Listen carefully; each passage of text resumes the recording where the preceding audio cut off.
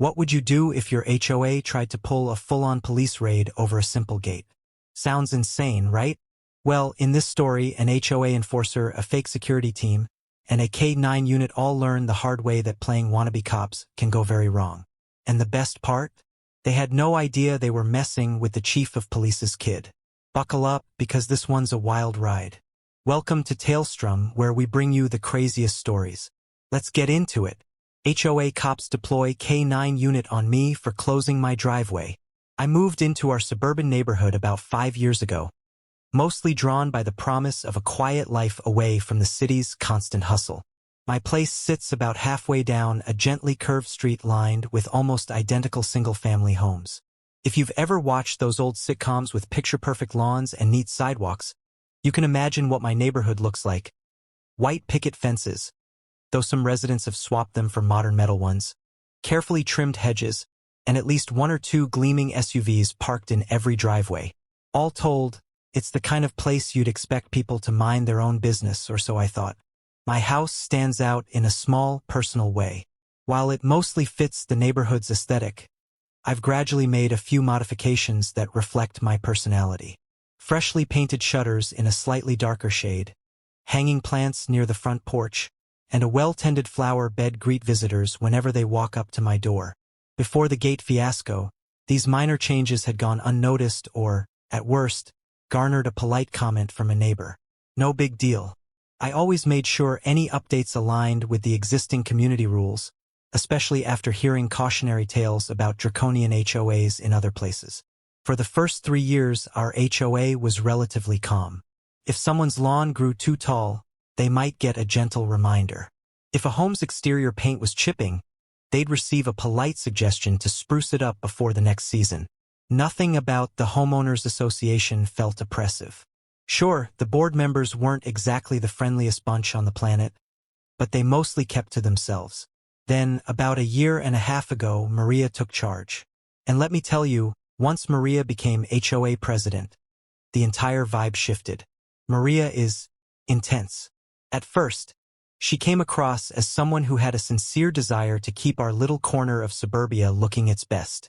She'd mention property values and community standards, and it sounded reasonable. Who doesn't want to maintain a nice neighborhood? But over time, her approach became much less neighborly and a whole lot more dictatorial. The shift was gradual. More and more neighbors started whispering about warnings and fines for seemingly trivial offenses, like having a trash bin in view from the street for too long or planting a flower type that wasn't in the approved color scheme.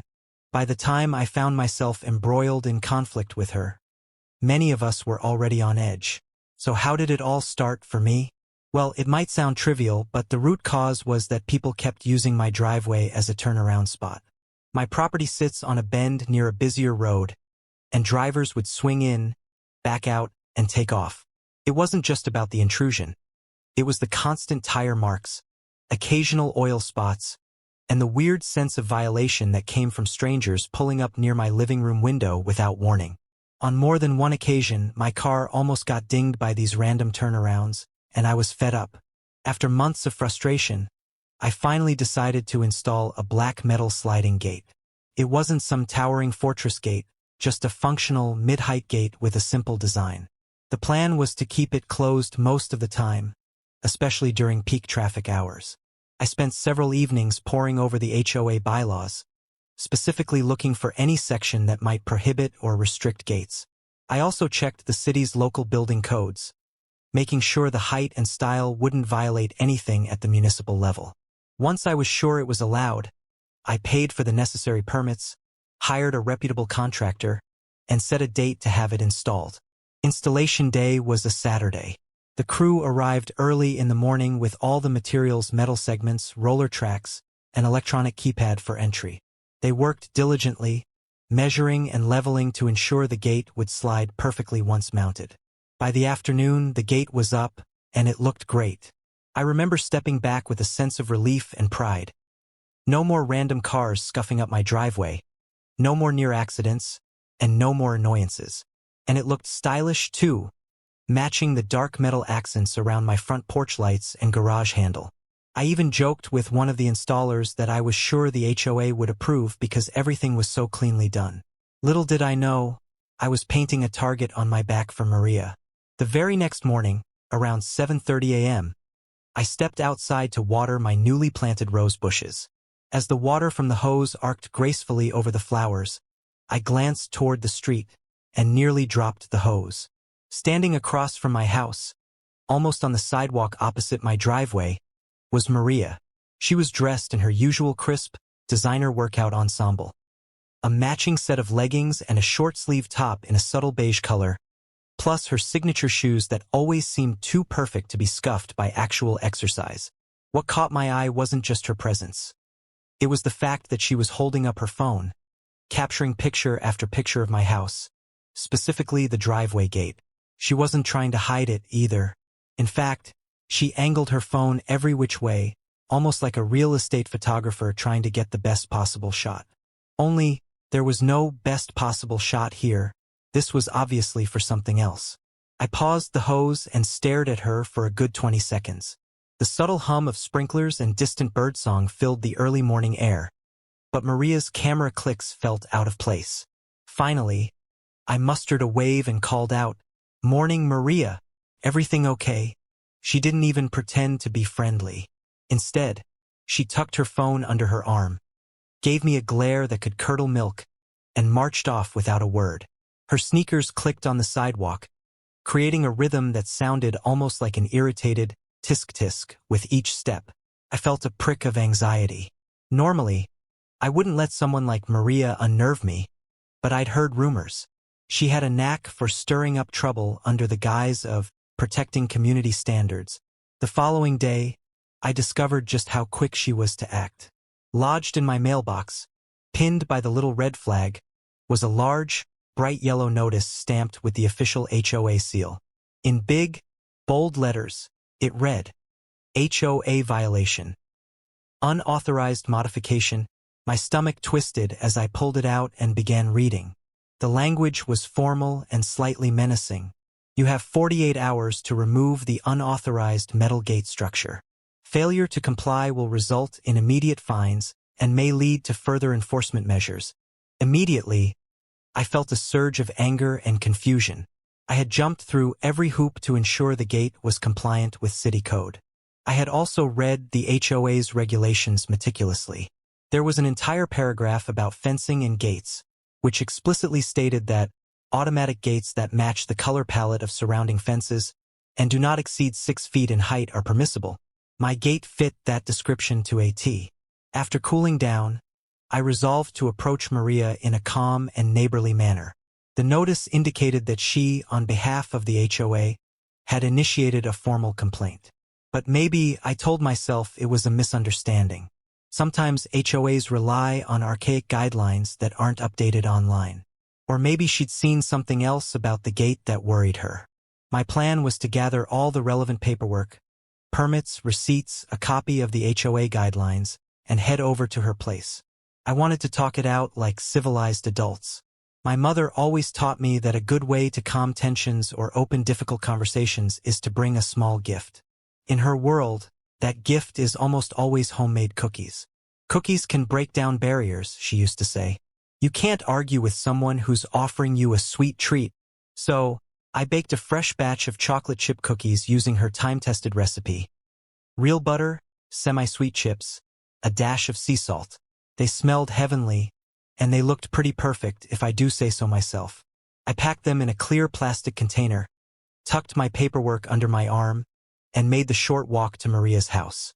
She lived in a 2-story home at the end of the block, complete with a manicured lawn, neatly trimmed hedges, and a perfectly centered welcome mat in front of her door. If appearances alone could earn you the presidency of an HOA, Maria had it in the bag.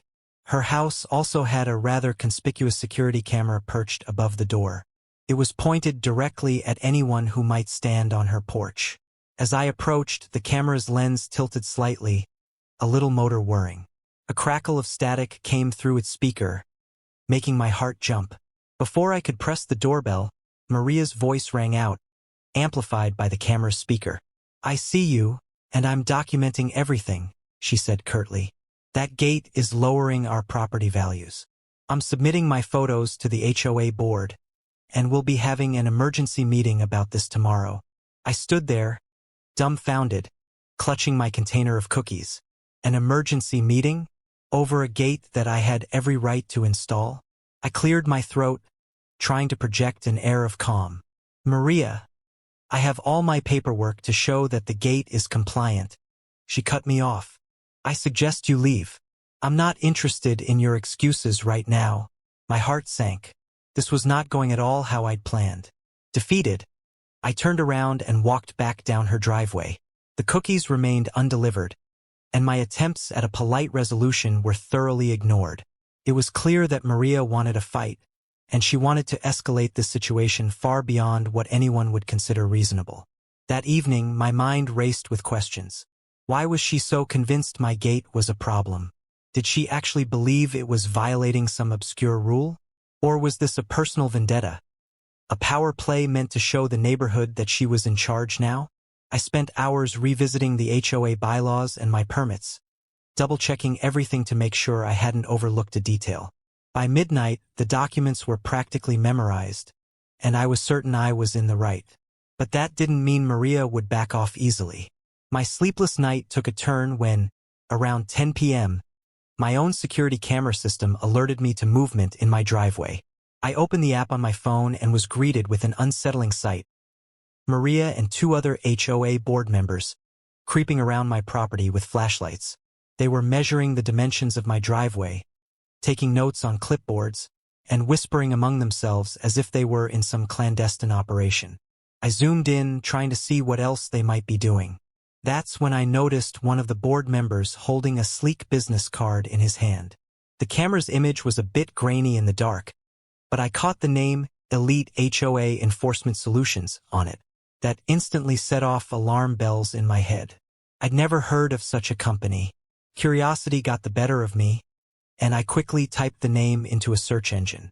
Nothing legitimate came up, no official website, no LinkedIn page, no mention anywhere except some suspicious mention on a forum about scam security outfits.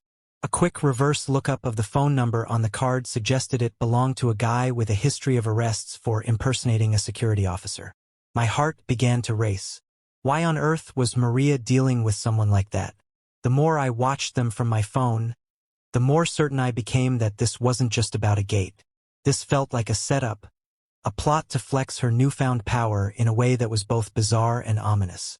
Sure enough, the next morning, I received a text from Maria. Emergency HOA meeting. 9 a.m. sharp. Attendance mandatory. Bring your checkbook. Fines start at $500 per day. I couldn't believe the nerve.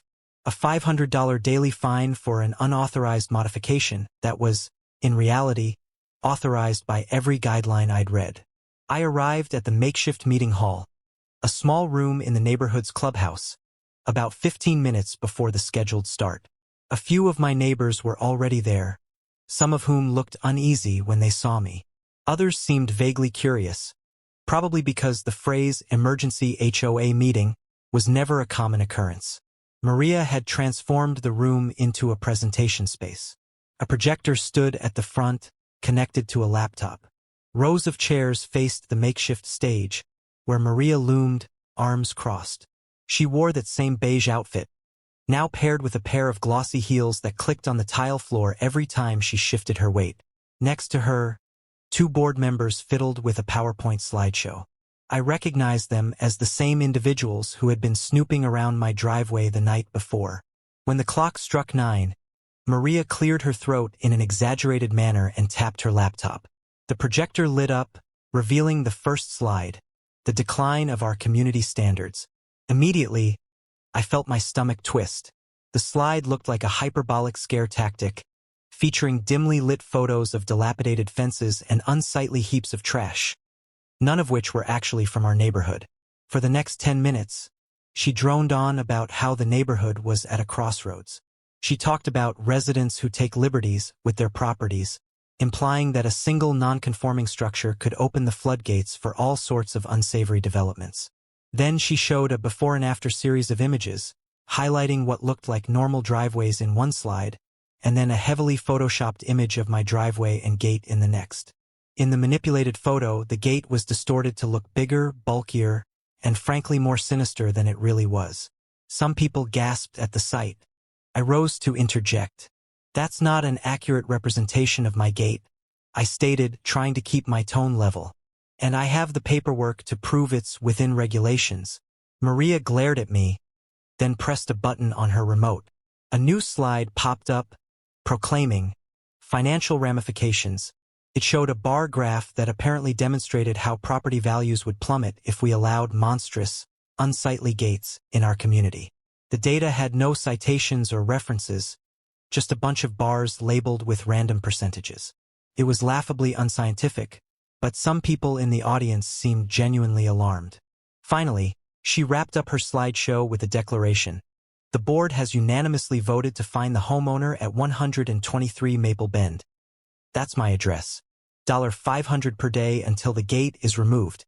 Additionally, we have contracted a security firm, West Valley Security Services, to ensure compliance. If the homeowner refuses, we will escalate." I took a deep breath and stood, folder in hand. "I have every permit required by the city," I began, projecting my voice so the entire room could hear. "The HOA bylaws, specifically Section 7.3, allow automatic gates of this type. My gate is no taller than 6 feet. It's black metal consistent with surrounding fences, and I received no prior notice that it wasn't allowed. I only got that violation notice after it was already installed." I opened my folder and handed out copies of my documents. Some neighbors started flipping through them, passing them around. A few people nodded in agreement when they saw that I was, in fact, following the rules. Undeterred, Maria slapped her palm on the podium. "The board has decided," she said coldly. "There will be no further discussion. West Valley Security Services has been informed. If the gate is not removed by the end of the week, we'll bring them in to handle enforcement." It was an outrageous threat. What did handle enforcement even mean in an HOA context? Typically, the worst an HOA can do, within reason, is levy fines and, in very severe cases, place a lien on a property. But to bring in a security firm? That was practically unheard of, especially for something so obviously allowed by the guidelines. Still, I stood my ground. "I'm not removing a gate that is legally allowed," I said. "If you want to fine me, that's your prerogative. But I won't pay a dime for something that's not actually a violation." Maria's face reddened. "Then prepare for the consequences," she hissed. And with that, the meeting was over. People filtered out in hushed conversation, many of them glancing at me with a mixture of pity and curiosity. After the meeting, I approached one of the more reasonable board members. He stood near the entrance, clutching the copies I'd given him, his expression conflicted. "Do you really think this security firm is legit?" I asked quietly. He cleared his throat and lowered his voice. "Maria insisted on hiring them. She said she had used them before for issues in another community. But I don't know. Something about their name didn't ring any bells." I pressed a bit further. "There's no record of West Valley Security Services in the county's database of licensed contractors or security agencies. Did the board see any official paperwork before hiring them?" He looked away, clearly uncomfortable. "Honestly, Maria handled it. We didn't even vote on it formally. She just said we needed to do it. She said it was an urgent matter, and that this firm could handle it fast." I thanked him and left, feeling a surge of indignation. In an ideal world, I would have rallied the entire neighborhood right then and there, showing them the truth. But HOAs can be tricky. Some folks don't want to rock the boat. Others might fear retribution from someone as vengeful as Maria seemed to be. I even considered contacting a lawyer but decided to hold off for the moment. My father is the chief of police, though I hadn't told him about this situation yet because I genuinely believed I could resolve it on my own. The next day, the texts and emails from Maria started flooding in. Each message was more aggressive than the last, referencing serious legal consequences, additional fines, and board-authorized enforcement. At one point, she claimed the HOA would place a lien on my house if I didn't comply by the end of the week. It was ridiculous. She also attached an official invoice for $500, demanding payment by the next day. Needless to say, I didn't pay it. I did, however, save every message, every email, and every document, compiling a growing stack of evidence that this entire campaign against me was unfounded. My stress levels skyrocketed. Every time my phone buzzed, I wondered if it was Maria with yet another threat. Every time I heard a car slow down outside, my heart skipped, worried it might be someone else inspecting my gate. I started to lose sleep, my brain looping through worst-case scenarios. Could she actually break in and remove the gate? Could she cause trouble that went beyond petty fines? In the midst of all this, I considered telling my father what was happening. But Dad's job is demanding. He spent years in law enforcement, working his way up from patrol officer to chief. I've always admired him for his integrity and level-headedness, traits that had, ironically, influenced me to stand up for my rights. Ultimately, though, I still believed the system would prevail, that once Maria realized she had no legal leg to stand on, she'd back down. Boy, was I wrong. It happened around 7 a.m. on a Tuesday, just as I was waking up. My phone's security camera app pinged repeatedly. I rolled over, squinting at the screen, expecting maybe a stray cat or a passing jogger. Instead, I saw 3 black SUVs parked in front of my house. They each bore large white lettering on the side. HOA enforcement. My heart lurched. I'd never seen or even heard of an official group that called themselves HOA enforcement, let alone drove vehicles emblazoned with that phrase. There were about 6 individuals milling around outside. Each wore a dark uniform, cargo pants, boots, black shirts that said security in block letters, and some kind of badge pinned to their chests. One of them held the leash of a large German shepherd, which was barking and pulling to get closer to my front door. It looked more like a scene from a cheap cop show than a real security detail. And sure enough, in the middle of it all stood Maria.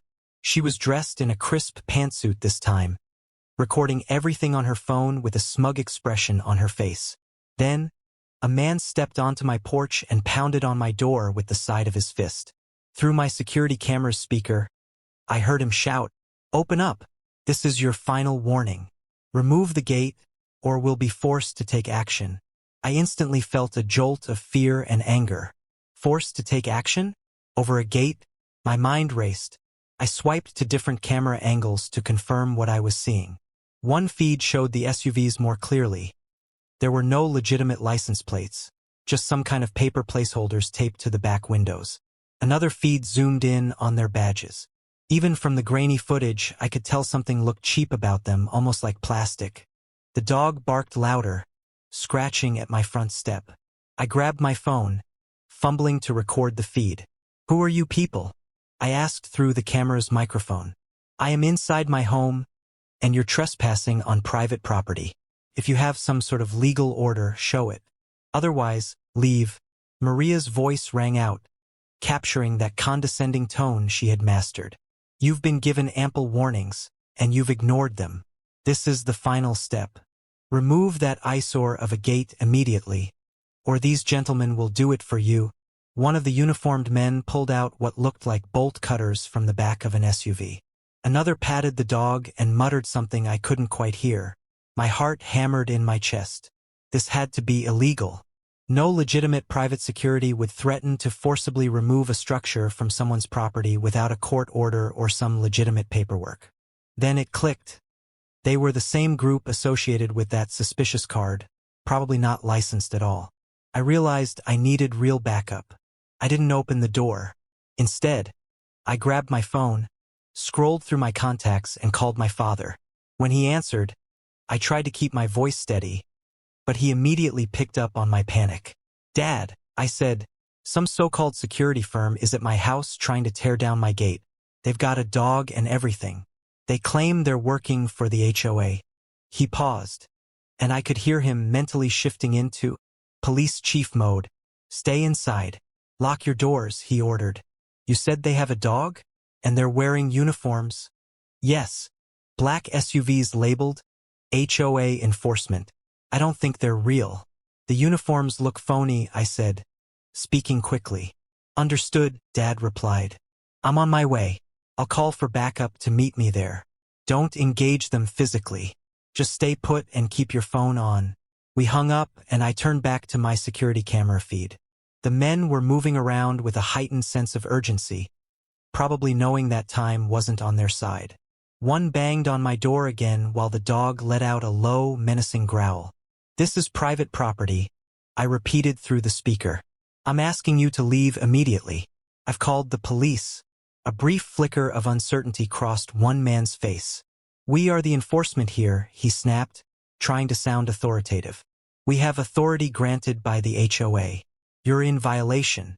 We can do this the easy way or the hard way. Maria chimed in, eyes gleaming. No one's above the rules, not even you.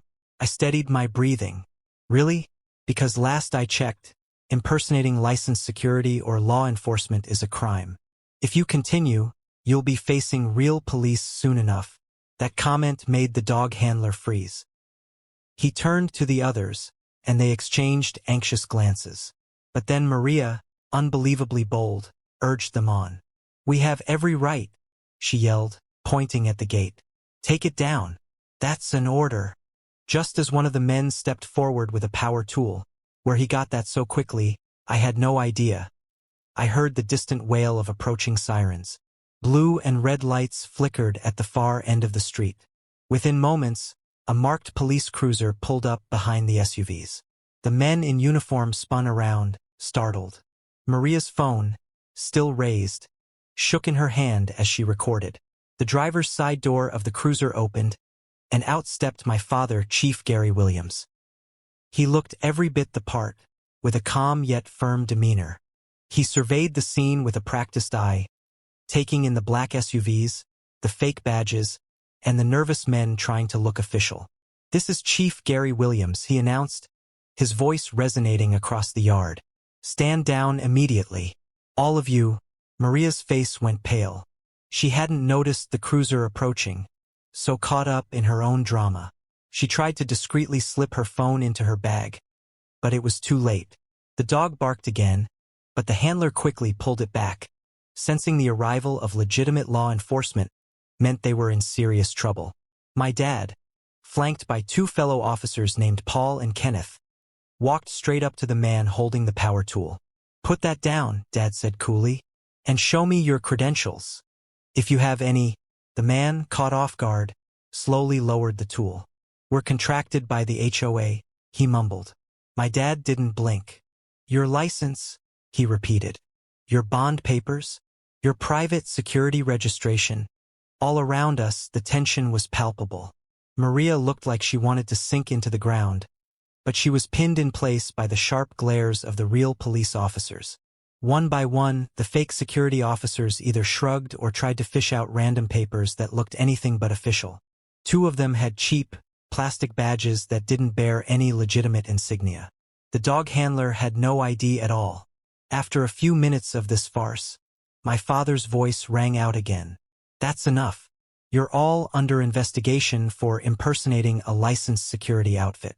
Don't make any sudden moves. Officer Paul and Officer Kenneth stepped forward, each taking a pair of handcuffs from their belts. Maria, realizing the gravity of the situation, tried to back away, but Officer Kenneth was quick. Ma'am, please stay where you are, he said. But I'm the HOA president, she shouted, a mixture of desperation and indignation coloring her voice. They're in violation, he's in violation. We were just enforcing our rules. Dad fixed her with a level stare. HOA rules don't override state or county law, and you can't hire unlicensed security to carry out a forced removal. This is way beyond your authority. She trembled, speechless. Inside the house, I finally exhaled, relief flooding through me. For all my confidence in my legal rights, having a group of uniformed strangers pounding on your door is terrifying. Now, I watched from the window as my father and his fellow officers took control of the situation with calm professionalism. By the end of that surreal morning, several things had happened in rapid succession. The men who posed as security were cuffed and placed in the back of squad cars. Charges ranged from trespassing to impersonating security personnel.